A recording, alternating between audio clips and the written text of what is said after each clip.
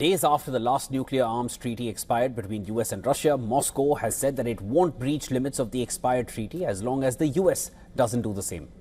Speaking in the Russian parliament's lower house, Foreign Minister Sergei Lavrov said that Moscow will honor the moratorium on nuclear weapons agreed under the expired treaty. But Lavrov also made it clear that Moscow will honor the treaty only as long as the US did not exceed the limit prescribed under the treaty. The United States has given no official response to President Putin's initiative that both sides continue to voluntarily observe the Strategic Offensive Arms Treaty central limits on strategic offensive arms. Our position is that this moratorium on our side that was declared by the President is still in place, but only as long as the United States doesn't exceed the said limits. Overall, we will act responsibly and carefully, based on our analysis of U.S. military policy, which we conduct on a daily basis, and our assessment of the overall strategic situation.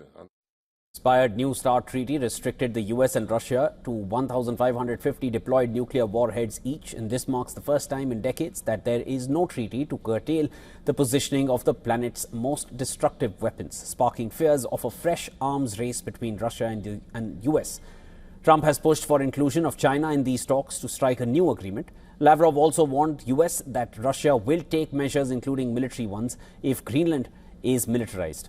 In his speech, Lavrov emphasized that the Arctic region should remain a zone of peace and cooperation. Of course, in the event of the militarization of Greenland and the creation of military capabilities aimed at Russia, we will take adequate countermeasures, including military ones. Our principled position is that, nevertheless, the Arctic should remain a zone of peace and cooperation. The Russian foreign minister's comments come at a time when US President Trump has made annexing Greenland a key US foreign policy priority. Trump has repeatedly called on Denmark and other European allies to hand over the territory to US. Trump claims that American ownership of the Danish autonomous territory is key to countering the growing influence of China and Russia in the region. While Trump has backed off threats to seize Greenland by force, several European countries have sent small contingents of troops to the island nation. Trump had previously warned that if the US does not seize Greenland, Russia or China